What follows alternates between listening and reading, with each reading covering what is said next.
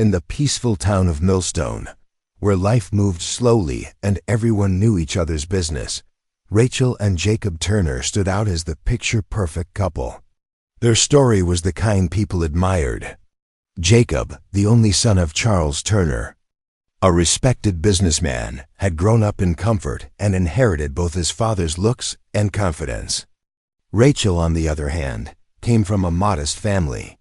She was soft-spoken, polite, and carried herself with an understated grace that charmed almost everyone she met. Their relationship had storied tale. Rachel worked as a receptionist at Charles Turner's company. It didn't take long for Jacob to notice her. What began as casual conversation soon turned into dates, and within a year, Jacob proposed. Their wedding had been the social event of the season in Millstone. People whispered that Rachel was lucky to marry into the Turner family, but to outsiders, it looked like a marriage built on love.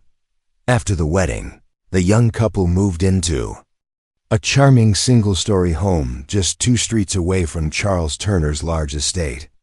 They seemed happy at first, always together at community events, church services, and family dinners hosted by Charles himself.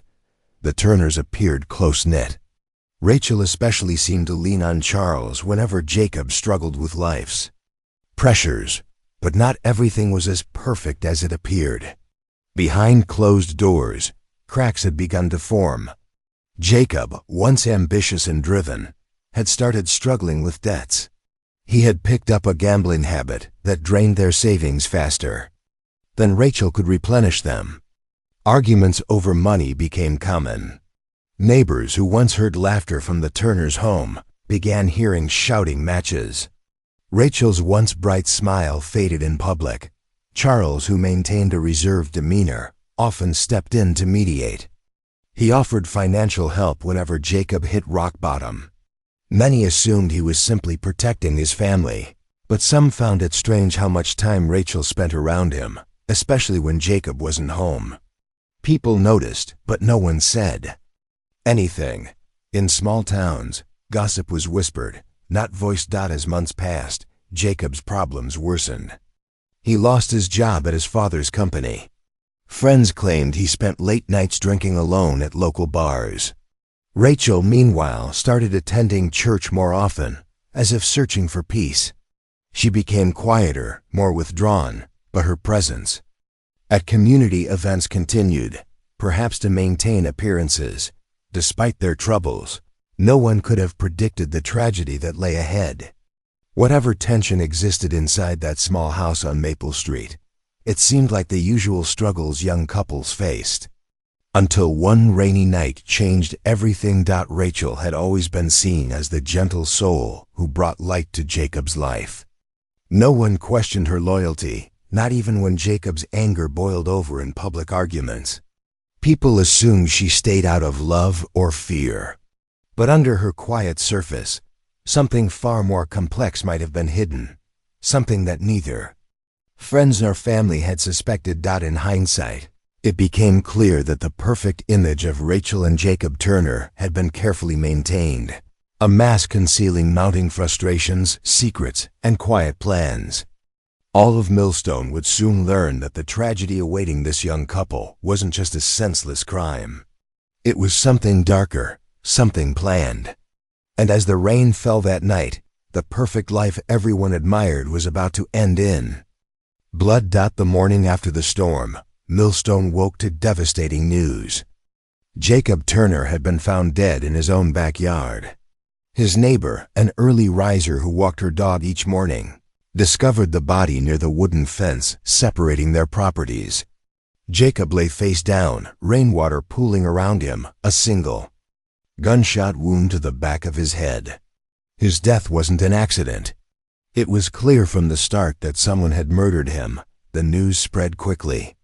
In a town where crime was almost unheard of, the murder of a well-known young man sent shockwaves through the community.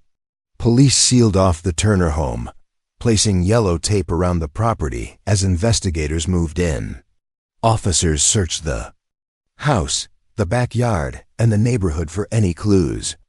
Rachel Turner, shaken and in tears, told police she had slept through the night and heard nothing unusual over the sound of heavy rain. Her story seemed believable. The storm had been loud, thunder rolling for hours. Inside the house, police found no signs of forced entry or a struggle. Everything looked undisturbed.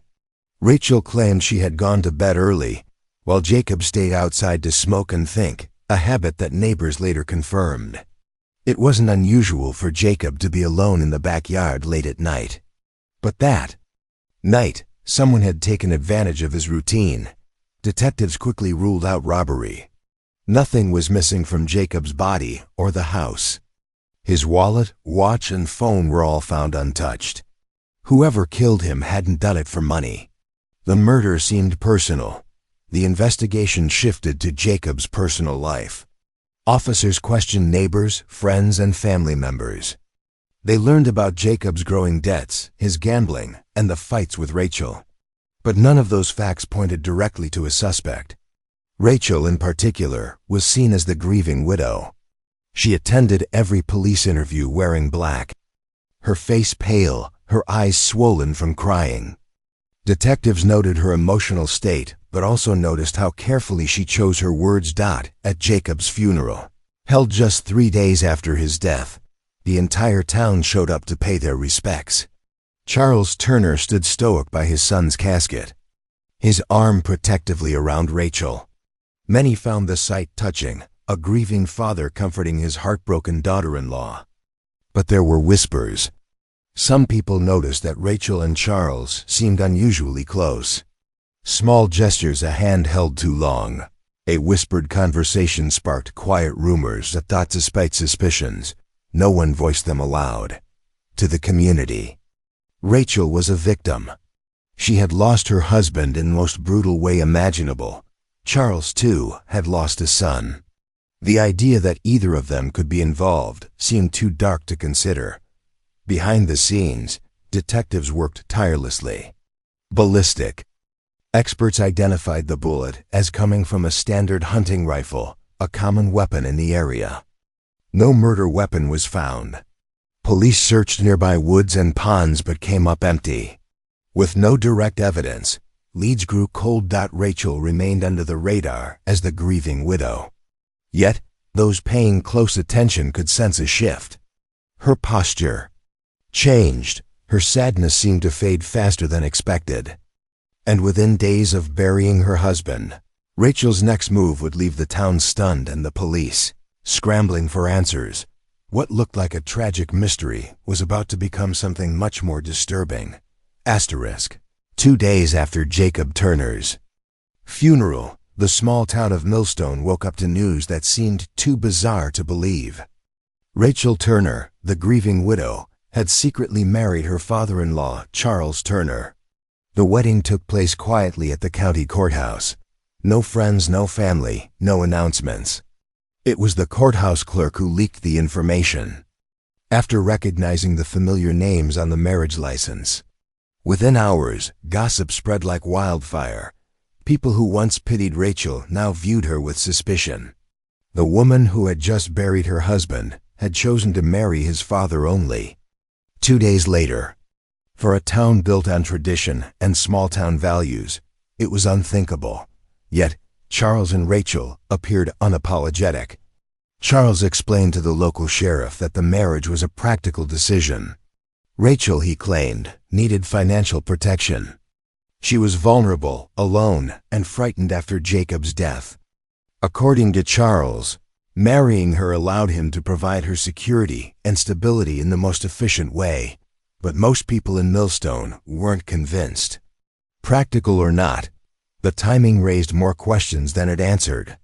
People wondered if Rachel and Charles had feelings for each other long before Jacob died. Whispers of an affair started circulating. Suddenly, the quiet dinners at Charles's estate, the long conversations between Rachel and her father-in-law, didn't seem so innocent. Detectives, still searching for Jacob's killer, took notice. 2. Rachel and Charles's sudden marriage shifted their investigation.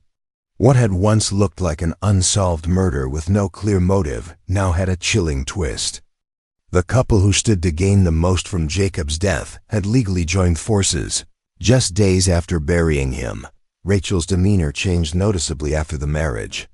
She no longer wore black. She was seen shopping at expensive boutiques in the nearby city, using Charles's credit cards. She appeared calm, collected, and for the first time since Jacob's death, even happy. People reported seeing her smiling, laughing, something they hadn't witnessed in months.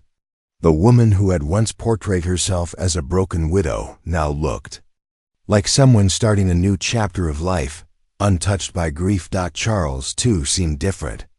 His stern, reserved personality softened in public. He became more protective of Rachel, rarely leaving her side. At community events, he introduced her as his new wife, ignoring the uncomfortable glances from longtime friends and neighbors. In a matter of days, their image shifted from grieving relatives to an unsettling partnership that made everyone uneasy.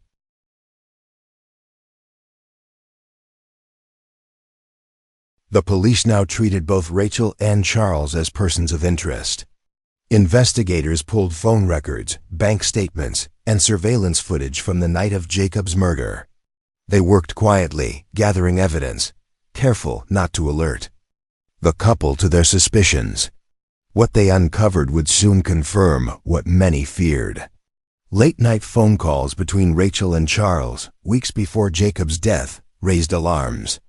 Unusual transactions on Charles's credit cards, including the purchase of a rifle scope, were flagged.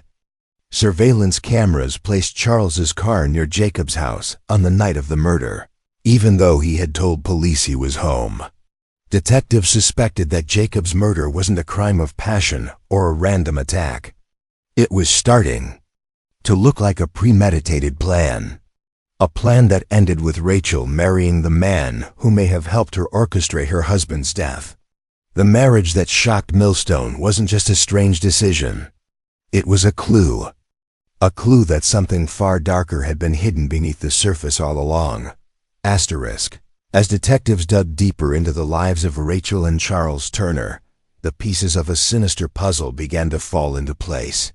What once looked like a bizarre marriage between a grieving widow and her father-in-law now appeared to be the final step in a carefully planned crime. Investigators worked quietly, determined to build a solid case before making their move. Every detail mattered now. Phone records between Rachel and Charles were alarming. In the weeks leading up to Jacob's murder, their communication had increased significantly. Late-night calls lasting nearly an hour, text messages exchanged at odd hours, and even secret meetings confirmed by surveillance footage, all of it pointed to a hidden relationship far deeper than anyone had suspected. Rachel, who once seemed dependent on Jacob, appeared to have been emotionally attached to Charles. Long before her husband's death, financial records revealed even more disturbing details. Large sums of money had been withdrawn from Charles's business accounts and deposited into a private account Rachel controlled. Investigators traced these funds to luxury purchases and unexplained cash withdrawals. The couple's spending spree began just days after Jacob's death, suggesting they no longer felt the need to hide their new lifestyle. Then came the discovery that changed everything. Forensic experts analyzing Charles's car found traces of gunpowder residue on the driver's seat and steering wheel. When confronted with this evidence, Charles claimed he often went hunting and the residue was from weeks before Jacob's murder, but police were not convinced. His story didn't explain why his car was seen near Jacob's house the night he died. At the same time, Rachel's behavior shifted yet again. Neighbors who once saw her as shy and heartbroken now described her as cold and distant. She avoided old friends, stopped attending church, and rarely spoke to anyone outside her new social circle. She seemed entirely comfortable in her role as Charles's wife, leaving behind her old identity as Jacob's widow. The woman who had once appeared fragile was now calm, collected, and calculating. The investigation reached a turning point when detectives uncovered messages between Rachel and Charles that seemed to hint at a conspiracy. Phrases like starting fresh and getting rid of problems appeared repeatedly in their exchanges. While the messages weren't direct admissions of guilt, the timing and context were suspicious. Prosecutors believed these vague phrases referred to their plan to murder Jacob. Behind the scenes, law enforcement debated whether to arrest the couple immediately or wait for more evidence. The risk was high. Rachel and Charles now knew the police were watching them. Surveillance teams reported that the couple discussed leaving Millstone altogether, possibly relocating to another state. Detectives knew if they waited too long, the couple could disappear. Rachel's inheritance was another key motive. After Jacob's death, she inherited his life insurance policy and gained legal access to his share of the Turner family estate. Combined with her marriage to Charles, Rachel now stood to control nearly everything Jacob once owned. Greed, investigators believed, was the driving force behind the murder. The story that had once looked like a tragedy of a young widow finding comfort in her father-in-law had now been exposed as something far more sinister. Rachel and Charles weren't just grieving family members. They were partners. Partners who together had planned and executed Jacob's murder to take everything he had. Detectives prepared to make their move. The time for watching was over. It was time to bring the couple to justice. 6 months after Jacob Turner's murder, the police finally acted. Armed with evidence collected over months of investigation, officers arrested Rachel and Charles Turner early one morning as they were preparing to leave Millstone. Neighbors watched in shock as the once respected businessman and his new wife were led away in handcuffs. The story that had gripped the town from the beginning had now taken its darkest turn. Rachel and Charles were both charged with first-degree murder and conspiracy. The trial that followed was the most talked-about event Millstone had ever seen. People filled the courthouse daily, eager to hear the truth behind the strange and tragic case. Prosecutors presented a chilling narrative. Jacob Turner's death was not a random act of violence or the result of a robbery gone wrong. It was a planned execution carried out by those closest to him, his wife and his own father. Evidence spoke louder than words. Phone records, financial transactions, forensic analysis, and surveillance footage painted a picture of premeditation. Charles's car, seen near Jacob's house on the night of the murder, gunpowder residue inside that same vehicle, late-night calls, and secret text messages, they all pointed toward guilt. Rachel's rapid emotional shift, her quick marriage to Charles, and the sudden spending of Jacob's inheritance further convinced the jury that greed, not grief, had guided her actions. Rachel's defense strategy shocked many. She turned against Charles, claiming she had been manipulated. According to her, Charles had used her vulnerability and desperation to draw her into his plan. She portrayed herself as an emotionally broken woman who only followed Charles's instructions out of fear. Charles, however, told a different story. He insisted Rachel had been the mastermind, pushing him toward murder with promises of a new life together. He claimed that he loved his son, but was blinded by Rachel's influence. The jury saw through their lies. The evidence showed they had worked together every step of the way. Messages between them showed mutual planning, not manipulation.